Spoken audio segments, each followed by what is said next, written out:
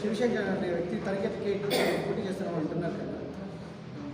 శివశంకర్ గారు మొన్న కూడా పార్టీ ఆఫీస్కి వచ్చారు, పార్టీలో జాయిన్ అయ్యారు. వారు మా కార్యకర్త. కొత్తగా ఆయన ఇదివరకు పార్టీలో ఎక్కడున్నా కానీ రీసెంట్గా ఒక 10 రోజుల ముందు మా పార్టీలో జాయిన్ అవ్వడం జరిగింది. ఈ పార్టీ ఆఫీస్కి కూడా వచ్చారు. లాస్ట్ ప్రీవియస్ మీటింగ్లో కూడా అతను వచ్చి మమ్మల్ని కలవడం జరిగింది. నేను కూడా అతని దగ్గరికి వెళ్ళడం జరిగింది. అతనే పార్టీలో అభ్యర్థి అనే విషయం ఎక్కడా కూడా చెప్పబడలేదు. అతను అభ్యర్థి అని చెప్పి ఎక్కడా కూడా ప్రకటించబడలేదు. అతను ఒక్కడే కాదు, ఆంధ్రప్రదేశ్ రాష్ట్రంలో దాదాపుగా 1300 మంది ఎమ్మెల్యేకు 400 మంది ఎంపీకు అప్లికేషన్ ఇచ్చిన మాట వాస్తవం. దాంట్లో నేను కూడా ఒకరిని. ఇదివరకు నేను 2014, 2019లో ఈ కాన్స్టిట్యున్సీ నుండి నేను అభ్యర్థిత్వాన్ని తీసుకొని పోటీ చేయడం జరిగింది. సో అతను చెప్పినంత మాత్రాన, ఇంగూరు చెప్పినంత మాత్రాన ఇంకా ఫైనల్ కాలేదు. ఒకవేళ అతను ఆస్పిరెంట్గా ఆశపడి ఉండొచ్చు, దానికోసం అతని ప్రయత్నం అయితే జరుగుతూ ఉండొచ్చేమో. కానీ ఇప్పటి వరకు కాంగ్రెస్ పార్టీ ఎవరిని కూడా పలమనేరుకి అభ్యర్థిత్వాన్ని ఇవ్వడం లేదు, ఇచ్చి ఉండలేదు.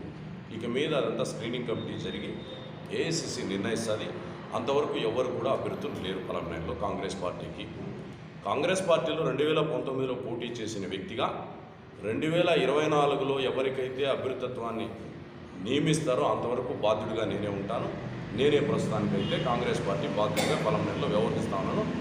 అట్లని చెప్పి నేనే ఫైనల్ కూడా అని చెప్పలేము. కాంగ్రెస్ పార్టీ హైకమాండ్ ఉంది కాబట్టి కాంగ్రెస్ పార్టీ హైకమాండ్లో పలమనేరు నియోజకవర్గానికి కూడా శంకర్ గారితో పాటు కూడా ఒక 10 మంది అభ్యర్థులు ఆశావాహులు ఉన్నారు. దాంట్లో అతను కూడా ఒకడై ఉండొచ్చు. పలమనేరు నుంచి కూడా పోటాపోటీగా బస్సు యాత్ర షర్మిలమ్మ తిరుపతిలో సుమారు 100 బస్సులు పెట్టాడు.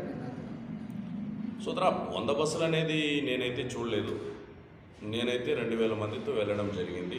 దాదాపు మన పార్టీ కాంగ్రెస్ పార్టీ ఈ ఆఫీస్ నుండి ఇక్కడనే ర్యాలీగా బయలుదేరి మేము 25 బస్సులు 50 సుమోలతో ర్యాలీగా వెళ్ళాము. దాని విజువల్స్ కూడా మీ అందరికీ కూడా పంపిస్తాను.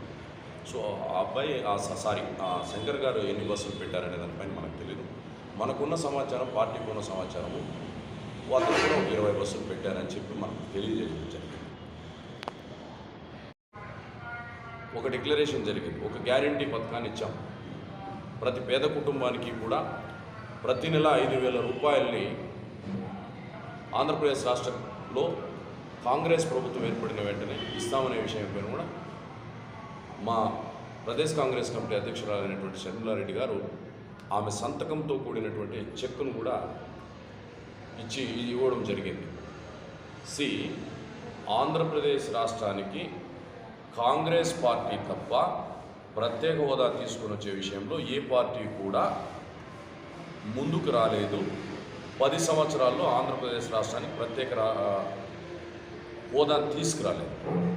కాబట్టి ప్రజలందరూ గమనించాలి, ప్రత్యేక హోదా వస్తేనే ఆంధ్రప్రదేశ్ రాష్ట్ర అభివృద్ధి, ఆంధ్రప్రదేశ్ రాష్ట్రంలో ఉద్యోగ అవకాశాలు, ఆంధ్రప్రదేశ్ రాష్ట్రంలో నీటి ప్రాజెక్టులు కంప్లీట్ అయ్యి వ్యవసాయానికి కానీ, వ్యవసాయంతో సంబంధించినటువంటి అన్ని పరిశ్రమలు కానీ అభివృద్ధి అనే దానికి ముడిపడి ఉంది. కాబట్టి ఆంధ్రప్రదేశ్ రాష్ట్రానికి ప్రత్యేక హోదానే శరణమనే విషయాన్ని ప్రజలు గమనించి కాంగ్రెస్ పార్టీకి రాబోయే ఎలక్షన్లలో ఓట్లేసి మెజారిటీతో అన్ని స్థానాల్లో గెలిపించి ఈ రాష్ట్రంలో మరియు ఈ దేశంలో కాంగ్రెస్ పార్టీ అధికారంలోకి వచ్చేదానికోసం ప్రజలందరూ కూడా సహకరించాలని కోరుకుంటూ, మేమందరం కూడా కాంగ్రెస్ పార్టీ కార్యకర్తలు, నాయకులు ఎవరైతే ఉన్నామో మేమందరం కూడా ప్రజల్లోకి రావచ్చి ఈ విషయాలపైన ప్రజలతో అవగాహనగా మాట్లాడి వారందరికీ కూడా మా కార్యక్రమాలు తెలియజేసిన విషయం ఉంది.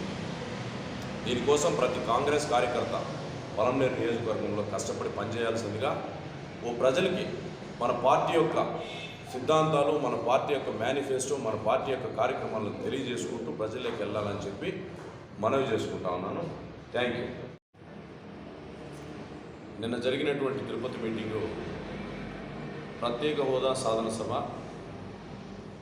గౌరవ పిసిసి అధ్యక్షురాలు వైఎస్ షర్మిలారెడ్డి గారి అధ్యక్షతన ఆంధ్రప్రదేశ్ రాష్ట్రానికి ప్రత్యేక హోదా తీసుకురావడానికి దానికోసం మేము జరిపినటువంటి మీటింగ్కి ముఖ్య అతిథులుగా సచిన్ పైలట్ గారు విచ్చేసి ఈ దేశంలో కాంగ్రెస్ పార్టీ అధికారంలోకి వస్తే తప్పకుండా ఆంధ్రప్రదేశ్ రాష్ట్రానికి ప్రత్యేక హోదా ఇస్తామనే విషయం పైన నిన్న ఒక డిక్లరేషన్ జరపబడింది. ఆ కార్యక్రమానికి పలమనేరు నియోజకవర్గం నుండి భారీ సంఖ్యలో కాంగ్రెస్ నాయకులు, కార్యకర్తలు, కాంగ్రెస్కి సంబంధించిన కుటుంబ సభ్యులతో పాటు ఆంధ్రప్రదేశ్ రాష్ట్ర స్థానానికి సంబంధించినటువంటి వివిధ జిల్లాల ఇంకా కూడా కాంగ్రెస్ కుటుంబ సభ్యులందరూ కూడా పాల్గొని ఆ కార్యక్రమాన్ని బలంగా సబ్మిషన్ చేసి దాన్ని జయప్రదం చేసిన వారందరికీ కూడా ఆంధ్రప్రదేశ్ రాష్ట్ర కాంగ్రెస్ తరఫున, పలమనేరు నియోజకవర్గ కాంగ్రెస్ పార్టీ తరఫున వారందరికీ కూడా నా కృతజ్ఞతలు, ధన్యవాదాలు తెలియజేసుకుంటూ